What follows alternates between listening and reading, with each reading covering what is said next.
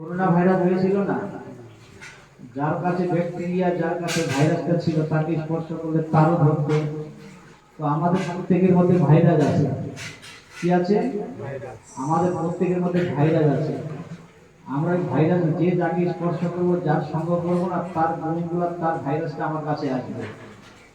আমাদের প্রত্যেকের ভাইরাস। দেখুন না, যারা চুরি ডাকাতি করে, রিভলভার চালায়, যেখানে যেখানে চালায়, চুরি করে রিভলভার ফেলে দিয়ে চলে গিয়ে পুলিশ ধরতে পারে কিনা?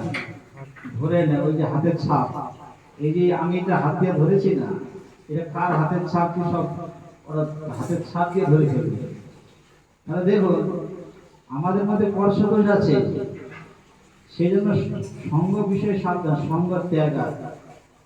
আপনারা বলছে বাহ্যে লোক ব্যবহার, সঙ্গ ত্যাগ কি জগতের লোকের সাথে মিশবো না? অবশ্যই মিশতে হবে, কিন্তু বাহ্যিক বাহ্যে আমার যতটা প্রয়োজন, অন্তরে নিষ্ঠা করো, বাহ্যে লোক ব্যবহার।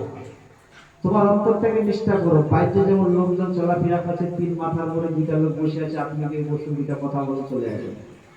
তার মানে এটা নয় তাদেরটা আপনি গ্রহণ করবেন, তাদের সাথে মিশে গিয়ে বলবেন যে একটা সিগারেট খা, আপনি একটা সিগারেট ধরে হলেন, হ্যাঁ, তাদের সঙ্গে মিশে গেলেন। ওইটা করা যাবে না। সৎসঙ্গে স্বর্গবাস, অসৎসঙ্গে হয় সর্বনাশ। সেই জন্য সঙ্গ বিষয়ে খুব সাবধান থাকতে হবে।